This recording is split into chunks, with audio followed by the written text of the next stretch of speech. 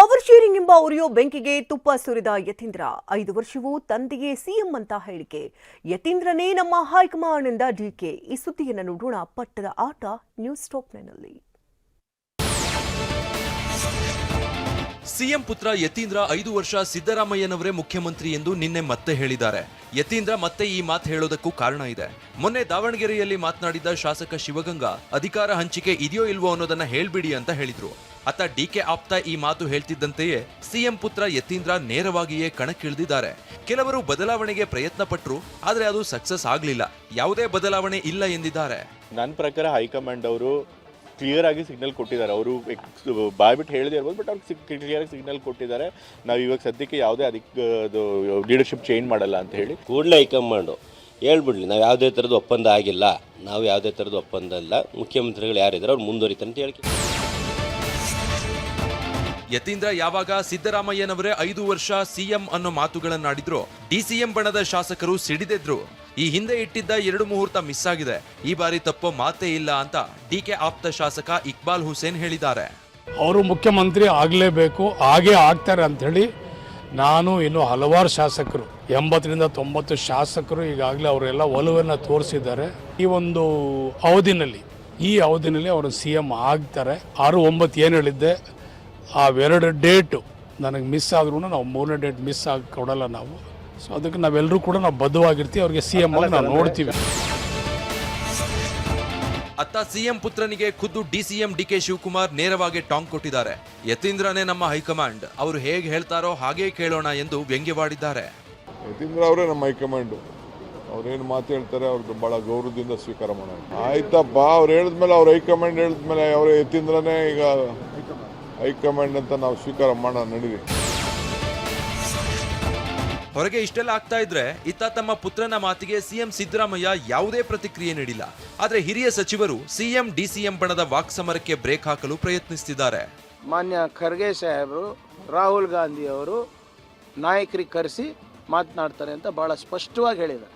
ಸುಮ್ಮನೆ ಯಾರು ಏನು ಹೇಳಿದ್ರು ಮಾಧ್ಯಮದಲ್ಲಿ ಅದಕ್ಕೆ ಬೆಲೆ ಇಲ್ಲ. ಯಾವುದೇ ತೀರ್ಮಾನ ನಮ್ಮ ಹೈಕಮಾಂಡ್ನವರು ಮಾಡೋದು, ಅದರ ಆಯ್ತಲ್ಲ, ಮುಗೀತಲ್ಲ. ಅಲ್ಲಿ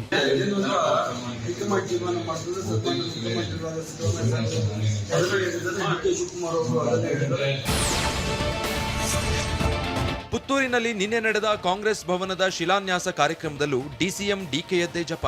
ಡಿಕೆ ಶಿವಕುಮಾರ್ ಸಿಎಂ ಆಗಿ ಬಂದು ಕಾಂಗ್ರೆಸ್ ಭವನ ಉದ್ಘಾಟಿಸಲಿ ಅಂತ ಪುತ್ತೂರು ಶಾಸಕ ಅಶೋಕ್ ಕುಮಾರ್ ರೈ ಹೇಳಿದ್ದಾರೆ. 6 ತಿಂಗಳಲ್ಲಿ ಈ ಕಟ್ಟಡವನ್ನು ಕಟ್ಟಿ ನಿಮ್ಮ ಕೈಯಿಂದ ಮುಖ್ಯಮಂತ್ರಿಯಾಗಿ ನೀವು ಬಂದಾಗ ನಿಮ್ಮ ಕೈಯಿಂದ ಅದನ್ನು ಶಿಲಾನ್ಯಾಸ ಮಾಡ್ತೇವೆ ಅನ್ನೋ ಒಂದು ವಿಚಾರವನ್ನು ಹೇಳಿದ್ದೇನೆ.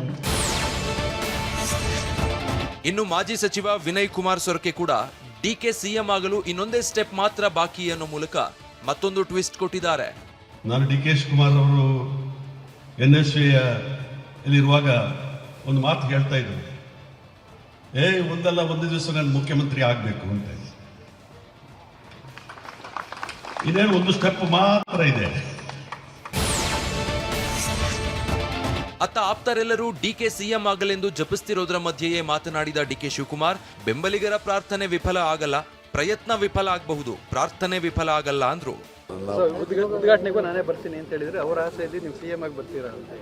ನೋಡೋಣ, ಅವ್ರ ಆಸೆ ಪಡೋರ್ಗು ನಾನು ತಪ್ಪು ಅಂತ ಹೇಳೋಕ್ಕಾಗ್ತದ?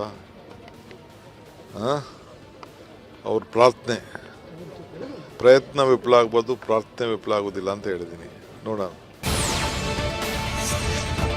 ಕಾಂಗ್ರೆಸ್ ಮನೆಯ ಈ ಕುರ್ಚಿ ಕಾಳಗದ ಹೊಸ ಎಪಿಸೋಡ್ ವಿಪಕ್ಷ ನಾಯಕರಿಗೆ ಅಸ್ತ್ರವಾಗಿದೆ. ಸಿದ್ದರಾಮಯ್ಯ ಮತ್ತು ಡಿಕೆ ವಾರ್ ಮತ್ತೆ ಶುರುವಾಗಿದೆ ಅಂತ ವಿಪಕ್ಷ ನಾಯಕ ಅಶೋಕ್ ಕುಟ್ಕಿದ್ದಾರೆ.